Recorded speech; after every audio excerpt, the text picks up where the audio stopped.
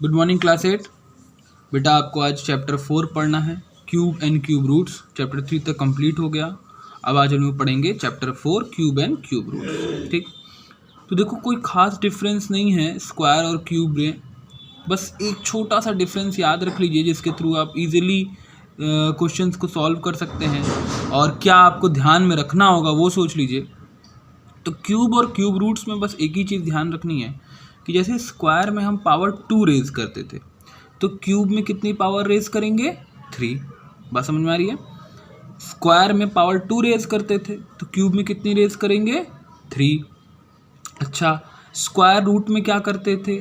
Prime factorisation अगर कर रहे हैं, प्राइम फैक्टराइजेशन से निकाल रहे हैं तो हम 2-2 का पेयर बनाते थे, है ना? तो क्यूब में क्या करेंगे? 3-3 का पेयर बनाएंगे। बात समझ में आ रही है? क्यूब रूट में, ठीक। स्क्वायर रूट में जैसे 2-2 का पेयर बनता था वैसे क्यूब रूट में 3-3 का पेयर बनेगा। क्लियर है बात? तो यही डिफरेंस है स्क्वायर और क्यूब में केवल, ठीक है। स्क्वायर में 2 पावर रेज होती है, क्यूब में पावर 3 रेज होती है, ठीक है। जैसे देखिए मैं एग्जांपल दे रहा हूँ आपको। देखिए यहाँ पे लिखा है मैंने 2 की पावर 2, ये क्या था? स्क्वायर था, यही पढ़ते थे आप, 2 की पावर 2, ठीक। और क्या होता था? 2 इंटू 2 यानी क्या होता था? 4 हो जाता था।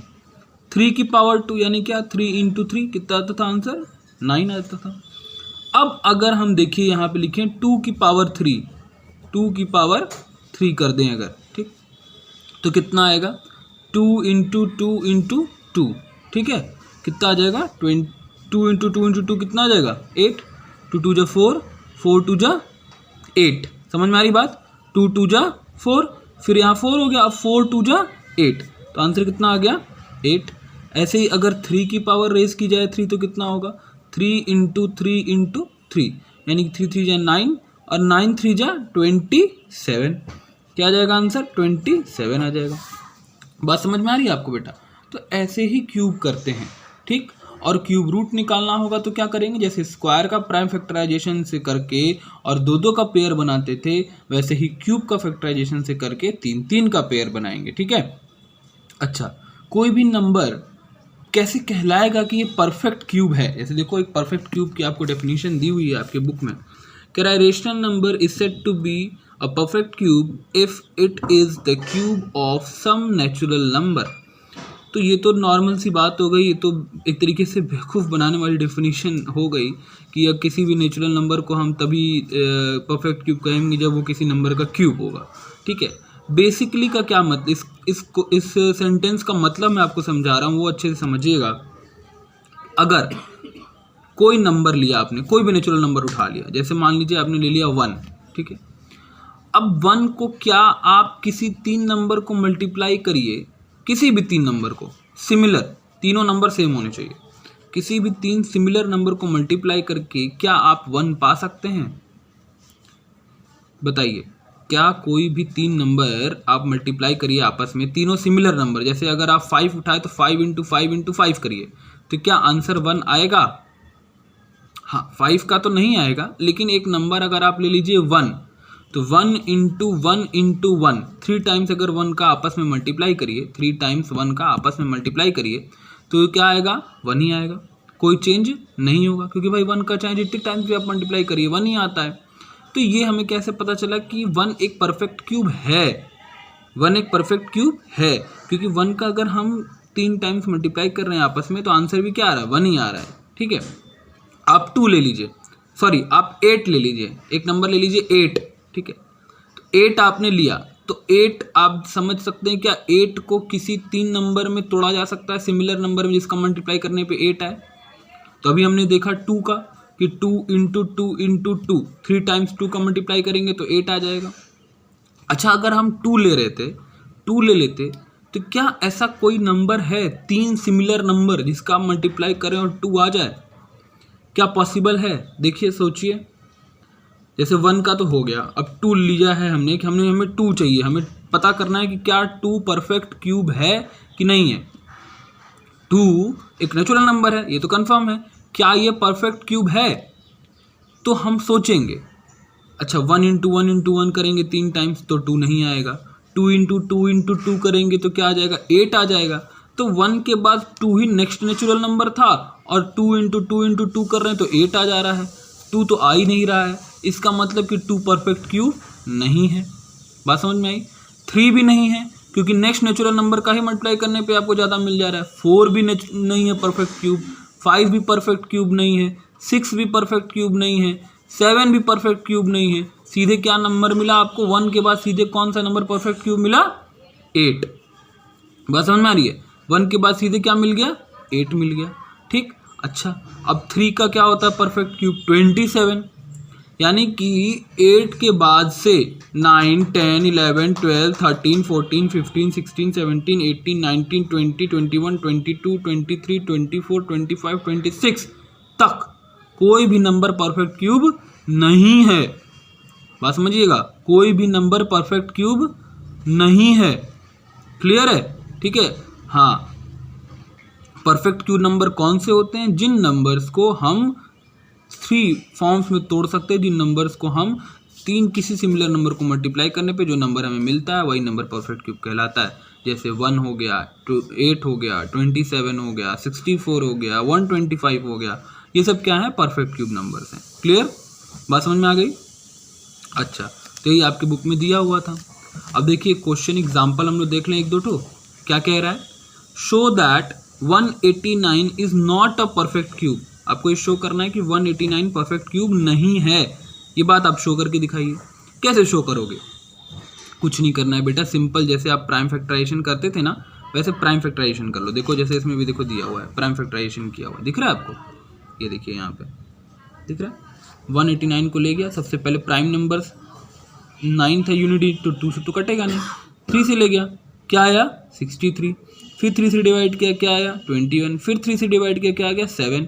फिर अब भाई 7 तो 3 से नहीं कटेगा, इससे 7 से ले गया, 1 आ गया। अब पेयरिंग करना है, तो पेयरिंग यहाँ पे कितनी करनी है? 3 की पेयरिंग करनी है क्योंकि ये क्यूब रूट है। ठीक है, तो 189 is equal to 3 into 3 into 3 into 7। अगर 7 भी 3 टाइम्स मिल जाता, जैसे 3 तो 3 टाइम्स मिला, 3 का तो पेयर बन गया, लेकिन अगर 7 भी 3 टाइम्स मिलता यानी कि 2 टाइम्स और मिलता तब ये परफेक्ट क्यूब होता। या अगर 7 नहीं मिलता, 3 इंटू 3 इंटू 3 ही रहता तो भी ये परफेक्ट क्यूब हो जाता। ठीक, तो देखो क्या लिखा? Making triples we find that 1 triple is form and we are left with 1 more factor. कह रहे जब हमने इसका फैक्टर किया तो हमने क्या देखा कि एक तो ट्रिपलेट फॉर्म हुआ, एक तो 3 नंबर मिले, एक साथ मिले, पेयरिंग मिली एक की, लेकिन एक में सिर्फ एक ही नंबर मिल गया, एक ही फैक्टर मिल गया, जो कि ये एक्सप्रेस करता है, ये बताता है कि ये जो है नंबर वो परफेक्ट क्यूब नहीं है। Thus 189 can not be expressed as a product of a triples, यानी कि किसी भी ट्रिपल्स के फॉर्म में हम इसको एक्सप्रेस नहीं कर सकते, तो 189 is not a perfect cube. हाँ, आप कहोगे कि 189 सर परफेक्ट स्क्वायर है। परफेक्ट स्क्वायर बिल्कुल है बेटा, मैं मानता हूँ इस बात को, लेकिन ये परफेक्ट क्यूब नहीं है क्योंकि इसमें क्या हो जा रहा है? इसमें एक जो है आपको मिल जा रहा है, वो नंबर जो है आपको क्या मिल रहा है? क्या मिल रहा है? वो नंबर आपको जो मिल रहा है वो क्या कहते हैं 3 का पेयर बन रहा है, चौथे का पेयर नहीं बन पा रहा है। ठीक है, अच्छा अब आगे चलिए। Show that 216 is a perfect cube. Find the number showing the cube of find the number whose cube is 216. पहली बात आपको क्या करना है? इसको सॉल्व करके बताना है कि ये परफेक्ट क्यूब है कि नहीं है, प्रूफ करना है कि ये परफेक्ट क्यूब है, फिर ये भी बताना है कि ये किसका परफेक्ट क्यूब है। बस समझ में आ गई? तो देखिए कुछ नहीं, वही प्राइम फैक्टराइजेशन से पहले आप इसका प्राइम फैक्टराइजेशन कर लीजिए, तो आपको क्या मिला? 3 टाइम्स 2 मिल गया, 3 टाइम्स 3 मिल गया, 3 टाइम्स 2 मिला और 3 टाइम्स 3 मिल गया। आप लिख दीजिए रिसॉल्विंग 216 वी गेट, क्या मिला आपको? 216 इज इक्वल टू 3 टाइम्स 2 और 3 टाइम्स 3। ठीक, अच्छा अब इन सब का पेयर बनाना है। इन सब पेयर में से एक ही एक बाहर निकलेगा। इस पूरे 2 इतना मत देखिएगा, ये सब देखने की चक्कर मत करिए। अब देख के समझिए कि इन सब 2 में से एक 2 बाहर निकाल लिए, इन सब 3 में से एक 3 बाहर निकाल लिए, तो क्या हो गया? 3 2 जा 6। ठीक, यानी कि 6 का ये परफेक्ट क्यूब है। ठीक है, तो आप चाहो तो ऐसे लिख सकते हो और नहीं भी चाहो तो आप लिख सकते हो कि 6 cube is equal to 216, thus 216 is a perfect cube and 6 is the number whose perfect cube is 216। बात समझ में आ गई? क्योंकि आपको मिल गया पेयर, ये भी 3 ये भी 3, इसमें तो अलग अलग कर लिया है 2 इंटू 3 2 इंटू 3 2 इंटू 3 यानी कि 6 6 6, तो 6 में से एक 6 बाहर निकाला यानी कि 6 क्यूब लिख दिया। आप डायरेक्ट भी कर सकते हो कि 2 इंटू 3, ठीक है, is equal to 6। Next line में 6 का क्यूब 2 इंटू 3 2 का क्यूब इंटू 3 का क्यूब यानी कि 6। ठीक है, आप ऐसे लिख सकते हो इसको। क्लियर, बात समझ में आ रही है? हाँ, तो 2 into 3 2 into 3 2 into 3 is equal to 6 into 6 into 6 यानी कि 6 का क्यूब। तो 6 का क्यूब कितना आ गया? 216। तो 216 is a perfect cube. Clear? अच्छा देखो नेक्स्ट क्वेश्चन क्या पूछा, what is the smallest number by which 3087 में be multiplied so that the product is a perfect cube. जैसे स्क्वायर में करते थे कि कितने नंबर से मल्टीप्लाई करें तो ये परफेक्ट क्यूब बन जाएगा, वैसे इसमें भी करना है बेटा, कोई चेंज नहीं है। ठीक है, आपको चुपचाप इसका प्राइम फैक्टराइजेशन देखिए, एग्जांपल कंप्लीट कर लीजिए। देखिए क्या लिखा है, देखिए प्राइम फैक्टराइजेशन किया इसका, यहाँ पे देखिए प्राइम फैक्टराइजेशन किया तो 2 टाइम्स 3 मिला और 3 टाइम्स 7 मिल गया। ठीक है, देखो लिखा है writing 3087 as a product of prime factors we have. ठीक है, क्या मिला आपको? 3087 is equal to 3 into 3 into 7 into 7 into 7, यानी कि 7 का तो आपको पेयर मिल गया 3 का, लेकिन 3 में 2 ही मिला, एक और चाहिए। तो एक और चाहिए तो उसके लिए आप क्या करोगे? उसके लिए आपको क्या करना होगा? आपको 3 का मल्टीप्लाई करना होगा। वही पूछा ही था कि किस लीस्ट नंबर का मल्टीप्लाई करें ताकि ये परफेक्ट क्यूब बन जाए, तो लिख दो clearly to make it a perfect cube it must be multiplied by 3। अगर मान लो एक ही 3 मिलता, 2 3 मिसिंग होता, तो 3 इंटू 3 यानी कि 9 का मल्टीप्लाई करते। बात समझ में आ रही है? तो ऐसे ही आप करोगे इस क्वेश्चन को।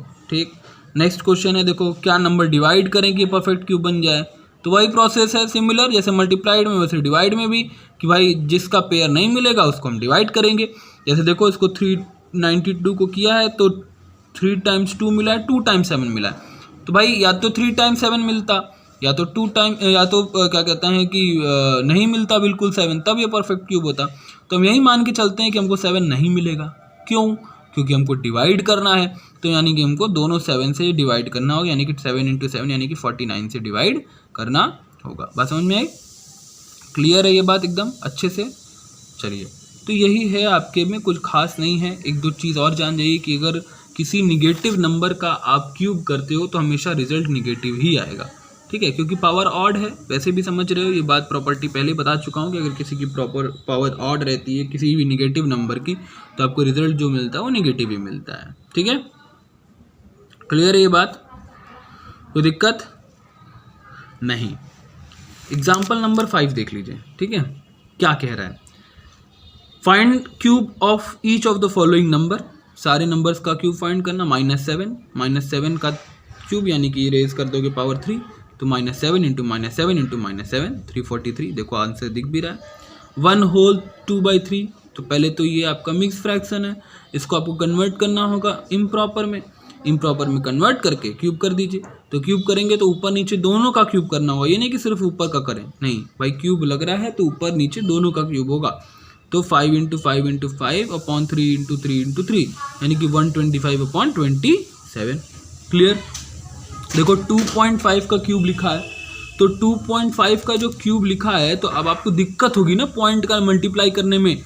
ठीक है, पॉइंट मल्टीप्लाई करने में दिक्कत होगी, हो सकता है डिजिट इधर उधर हो जाए। तो 2.5 किसकी वैल्यू होती है?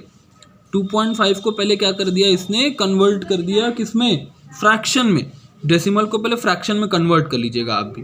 तो इसमें कैसे कर सकते हैं, 25/10 यानी कि इसको स्मॉलेस्ट फॉर्म में चेंज करो, यानी कितना हो जाएगा 5/2, 5/2 का क्यूब कर दो। क्लियर? ऐसे अगर आप 0.25 का भी 3 टाइम्स मल्टीप्लाई करोगे तो भी गलत नहीं होगा, लेकिन ऐसे आपको क्या होगा, ईजी पड़ेगा। ठीक है, अच्छा फिर देखो 0.06 का क्यूब का आता, तो उसमें भी आपने क्या किया, उसमें भी आपने क्या किया कि 6 को पहले फ्रैक्शन में 0.06 को कन्वर्ट किया, 6/100, ये तो आता ही है आपको। फिर इसको कट कर लिया तो 3/50 हो गया। अब 3/50 का जो है आपको क्या करना होगा, क्यूब कर दिया आपने, 3 into 3 into 3 upon 50 into 50 into 50। Clear? समझ गए कैसे करना है? ऐसे ही करिएगा जैसे एग्जांपल दिया है आपको, क्लियर है ना?